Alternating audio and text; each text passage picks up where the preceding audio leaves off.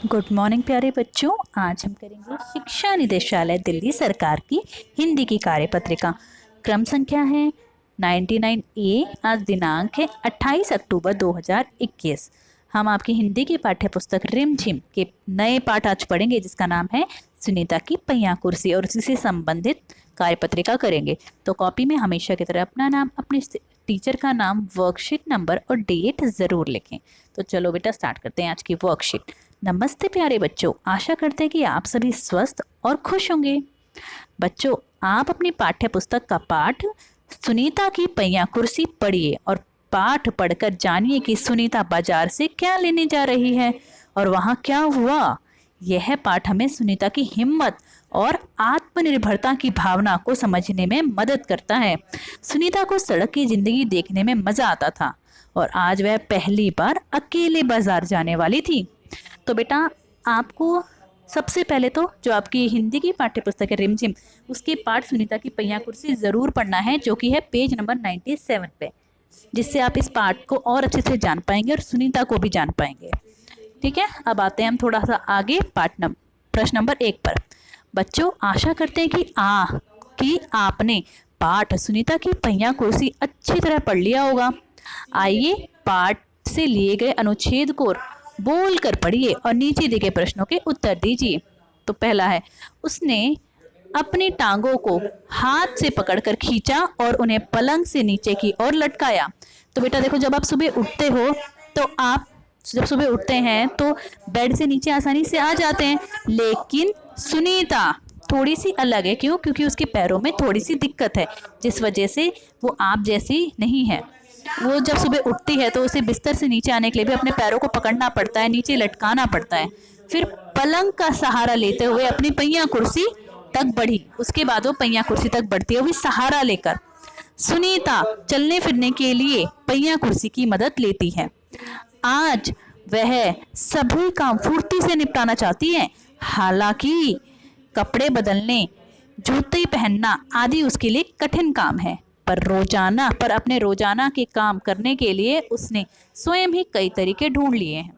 तो अभी तक हमने देखा, सुनीता एक लड़की है जो कि शायद आप ही के बराबर की है, लेकिन आप जैसी नहीं है, क्योंकि उसके पैरों में थोड़ा सा दिक्कत है, लेकिन फिर भी वो हार नहीं मानती है, किसी काम में पीछे नहीं रहती है, हर काम में आगे बढ़ना चाहती है और अपना काम स्वयं करना चाहती है। ठीक है बेटा, अब करते हैं प्रश्न उत्तर। तो प्रश्न नंबर 1 है, सुनीता के लिए कौन सा काम करना कठिन था? तो हमने ऊपर ही देखा, कपड़े बदलना और जूते पहनना, ये काम सुनीता के लिए कठिन था। तो आप पूरा नहीं भी लिखोगे तो ये 2 लिख देना नीचे, यहाँ पे कपड़े बदलना और जूते पहनना। ठीक है, उसके बाद है प्रश्न नंबर ख, सुनीता चलने फिरने के लिए किसकी मदद लेती थी? तो सुनीता चलने फिरने के लिए अपनी पहिया कुर्सी, तो आप सिंपल ये भी लिख सकते हैं, पहिया कुर्सी। ठीक है, तो यहाँ पे आप सेकंड में लिख दोगे, यहाँ पे मैंने दिखा दिया कैसे लिखना है, यहाँ पे आ जाएगा पहिया कुर्सी की मदद लेती थी। प्रश्न नंबर 3, निम्नलिखित शब्दों के अर्थ अनुच्छेद में से ढूंढ के लिखिए। सहायता, सहायता जैसा अर्थ वाला कोई शब्द अनुच्छेद में प्रयोग किया गया, हमें लिखना बताना है कि वो कौन सा है। तो ढूंढते हैं हम, सहायता की जैसा क्या कोई आसपास है इसमें? हाँ है, क्या है? मदद। सहायता का मतलब क्या होता है? मदद। और अगला है उपाय, उपाय भी ढूंढते हैं, चलो उपाय भी कुछ मिल रहा है हमें। तो उपाय की जैसा है तरीका। ठीक है, तो हम यहाँ सहायता की सामने जो आएगा अर्थ वो है मदद, जो कि इस अनुच्छेद में लिया गया है, यहाँ पे लिखा भी हुआ है ये रहा। और उपाय की जगह आ जाएगा तरीका, जो कि इसमें लिखा हुआ है। कहाँ पे? इसमें तरीके लिखा हुआ है, लेकिन आप तरीका लिखोगे, उपाय। अगला प्रश्न, जैसे अभी हमने सेम अर्थ वाले शब्द लिखे हैं, उससे अगला है विलोम शब्द लिखने हैं हमें। आसान, आसान से इसमें कौन सा दे रखा है वो हमें लिखना है, जो कि आसान का विलोम शब्द होता है। आसान का विलोम शब्द होता है मुश्किल। क्या मुश्किल के जैसा कोई शब्द दे रखा है? देखते हैं। हाँ, तो वो है कठिन। ठीक है, आसान का विलोम शब्द क्या हो जाएगा? कठिन। और अगला है आलस, तो आलस का विलोम शब्द क्या हो जाएगा यहाँ पे? फुर्ती। यहाँ पे हमें ऊपर लिखा हुआ था फुर्ती, तो हम उसको यहाँ पे नीचे लिखेंगे, ये रहा फुर्ती। ठीक है, आलस का विलोम शब्द होता है फुर्ती और आसान का विलोम शब्द है ये कठिन। तो ये मैंने बता दी है, ये आप नीचे लिख लेंगे।